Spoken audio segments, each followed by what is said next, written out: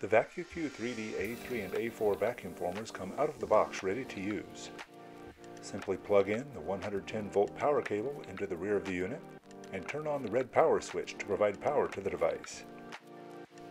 There is an emergency cutoff switch on the right side of the unit. To cut all power to the unit immediately, simply press the red button.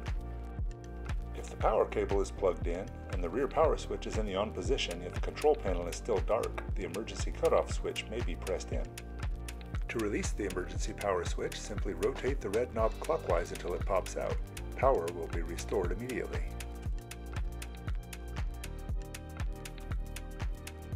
All vacuum forming media sold at Old Time RC have a protective film on both sides. Before use in the vacuum former, remove the protective film from one side. The other protective sheet should stay on the model until final paint or other finishing has been completed. On the left and right of both the A3 and A4 vacuum formers, there are latches that secure the upper frame to the lower frame. The plastic media will be sandwiched between these two frames. In the lockdown position, when the arm is lifted, both upper and lower frames are raised together to the heater elements.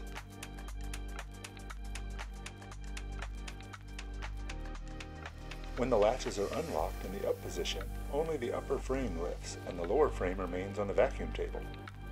In this position, you place the vacuum forming media on the vacuum table. Place the media with the side with the protective covering removed down toward the table. This is the side of the plastic that will touch the mold.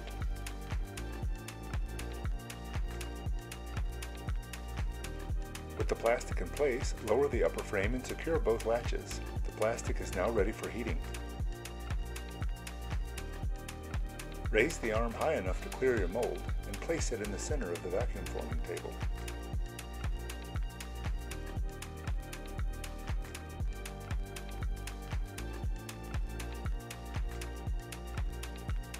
The control panel on both the A3 and A4 units work the same.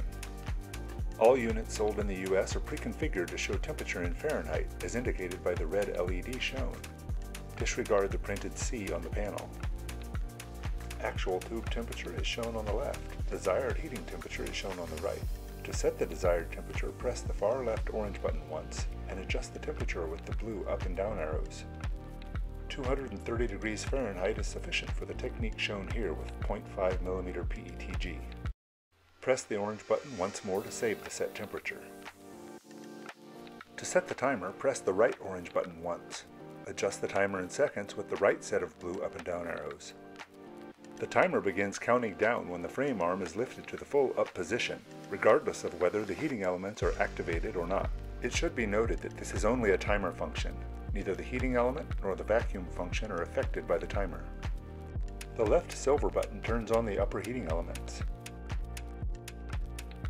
The right silver button turns on the vacuum on the table. Do not activate the vacuum until the plastic is heated and ready to form. This will be demonstrated in the next section.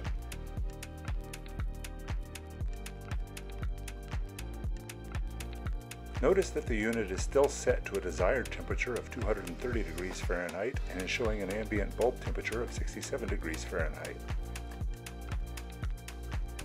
Press the left button to activate the heater elements. Power to the heater elements is indicated by a red ring around the inner part of the button.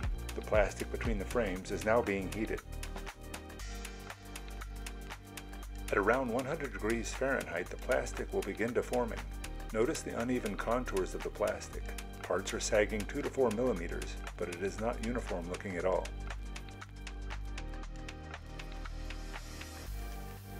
At around 160 degrees Fahrenheit, the shape of the plastic is more uniform. It is starting to sag more consistently, but it still may have an uneven shape or droop. At close to 180 degrees Fahrenheit, the plastic is now showing uniform droop. The center has dropped close to 25 millimeters or 1 inch and is dropped below the lower frame edge. The plastic is ready to be formed. Press the right silver button to activate the vacuum. Lower the arm all the way down and the vacuum will remove all air between the mold and the plastic media. Turn off the heat to the elements and turn off the power to the vacuum motor. Wait 10 to 20 seconds for the plastic to cool. Experimentation may be needed due to elevation, ambient temperature, relative humidity, and mold shape. Typically, undesirable wrinkling of models will occur when the plastic has been heated at too high of a temperature or for too long, causing thin spots in the droop. Release the left and right latches and raise the upper frame from the lower frame.